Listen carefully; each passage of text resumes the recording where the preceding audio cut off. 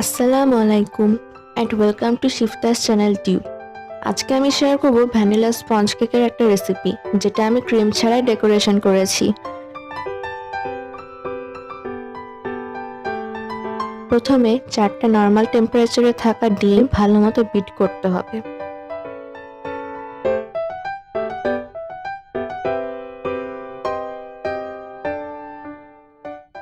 এক minute bit করার পর 1 কাপ চিনি অল্প অল্প করে দিয়ে বিট করতে হবে। ভ্যানিলা এসেন্স দিতে হবে 1 চা চামচ। যখন এরকম ক্রিমি ফ্লাফি লাইট একটা টেক্সচার চলে আসবে, তখন বিট করা বন্ধ করতে হবে। এটা করতে সর্বোচ্চ 5 মিনিট সময় লাগতে পারে। একটা চালনিতে 9 টেবিল চামচের মতো আটা বা ময়দা চেলে অল্প অল্প করে কেক ব্যাটারে ঢালতে হবে।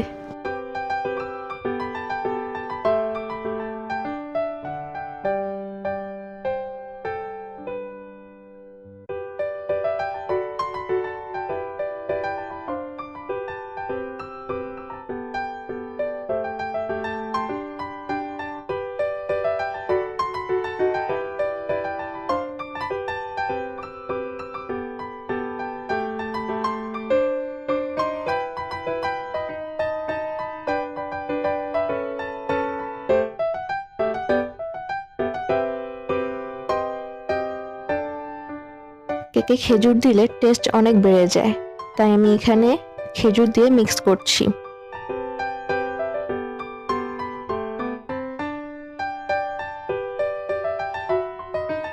কেকটা যেই পাত্রে বসানো হবে সেই পাত্রে অয়েল ব্রাশ করে রাখতে হবে।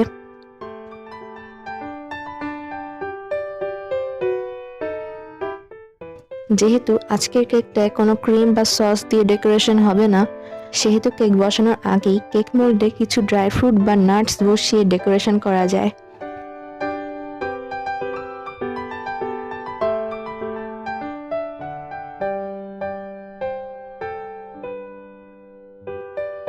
এখন কেক ব্যাটারটা ঢালতে হবে।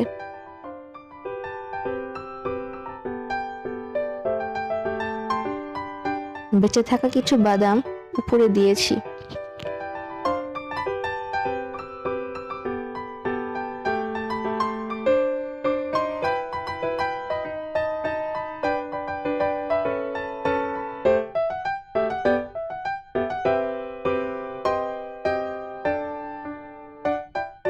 এখন কেকটা প্রিহিট করা ওভেন বা চুলায় 30 থেকে 40 মিনিটের জন্য বেক করতে হবে।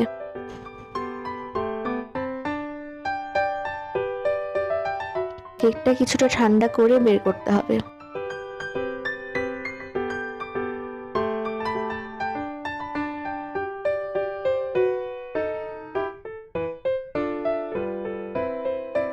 আগে মনে হতো বেকিং পাউডার বা বেকিং সোডা ছাড়া কেক বানানো অসম্ভব, কিন্তু এই কেকটা এগুলো ছাড়াই সুন্দর ফুলেছে।